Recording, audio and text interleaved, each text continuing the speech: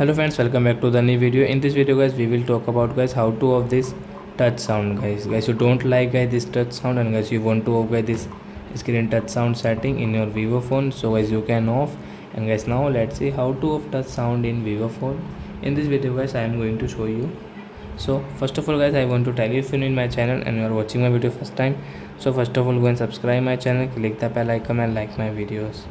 So friend, first of all come in your phone setting to off this touch sound, and guys click on the sound setting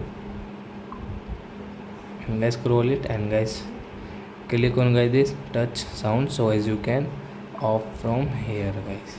So as this touch sound guys, you can see guys you cannot use this touch sound in your vivo phone guys, it will off in your vivo phone. So I hope friends you have understood how to off touch sound in vivo phone. So that's it guys, thanks for watching my video.